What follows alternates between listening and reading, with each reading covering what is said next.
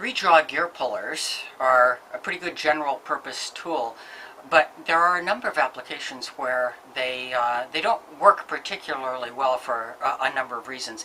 In this case, I'm trying to pull the crank arm off of the axle of this unicycle wheel, and I can't get a very good connection on to the crank. I just got the teeth of just barely of the pullers under that, and it's an odd shape. So what will happen normally when I'm turning this is that the pressure of pulling it will just cause the whole frame to move, and I won't be able to maintain this grip on the crank.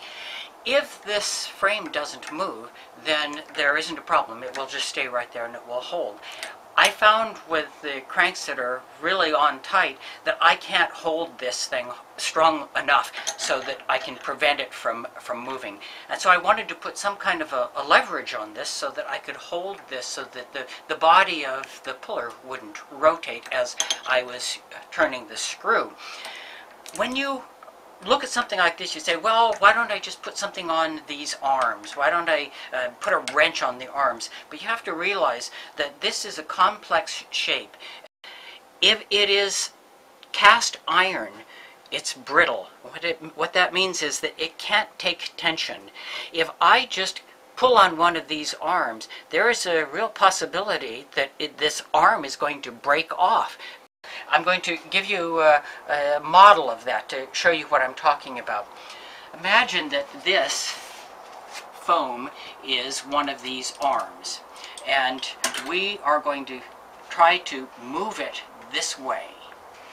Now what I've done is I've taped some paper that won't bend, or that is, it won't stretch or compress on either side of it, and I have drawn marks on the foam where the paper is right now. What I'm going to do now is I'm going to put pressure on this as if I were using that arm for a lever. And if you watch that paper on that side, you see how the paper is moving away from the mark toward the inside?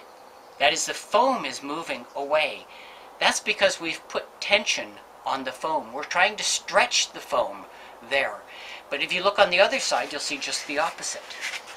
This has moved the other way. That is, we've put the foam in compression. If we have a material that can take tension and compression, this is not a problem. Forged steel, for example, is about as strong in tension as it is in compression.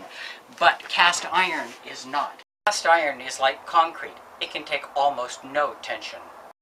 If this material acts like cast iron instead of forged steel, it's going to crack if we put any kind of real pressure sideways on these arms. So what we want to do instead is find some way to hold this piece without using these arms in the way that they might very well break.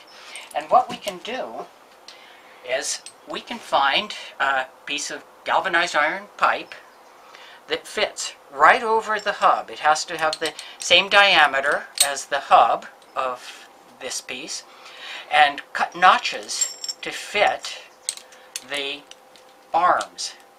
Now we can apply with a pipe wrench as much force as we want, and we're not going to be risking breaking these arms. We might break something else, but we're not going to break the arms.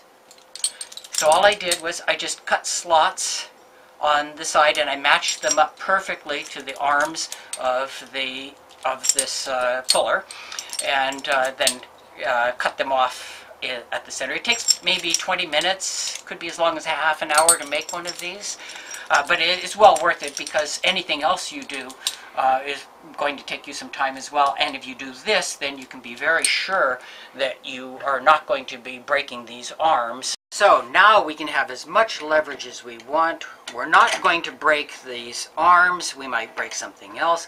We're going to put a pipe wrench on this thing that we've made out of the galvanized pipe. And now we can just work the two levers against each other. That is the pipe wrench and the wrench that we're using for this screw. And we can hold that the gear puller so that it doesn't move at all. It's completely stable, and that allows it to continue to hold onto the crank arm. And even though this was a difficult pull because of the asymmetry and the very small amount of space we have to grab onto, we can take that off. This is an even more difficult part to pull off because this bearing is pressed on very hard. If it has never come off before, it sounds like an explosion when you take it off. And I wasn't strong enough to hold the gear puller to keep it from rotating. So it wasn't even a matter of what kind of a grip it had, it's that I wasn't strong enough to do that.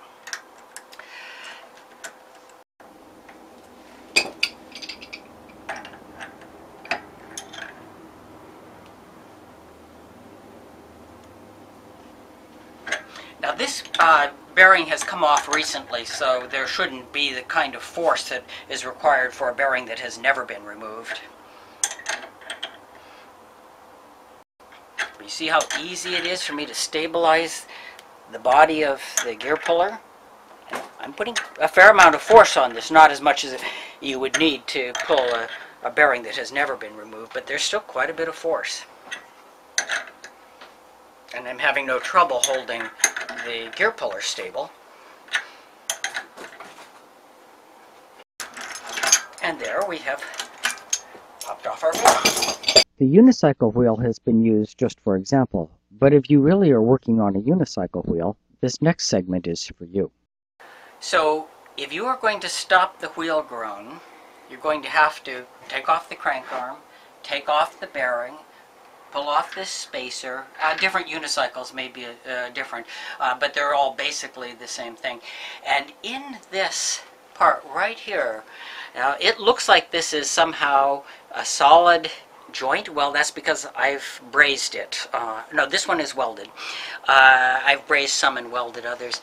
You normally would find a gap between the hub and the axle. This is the axle right here, and this is the hub.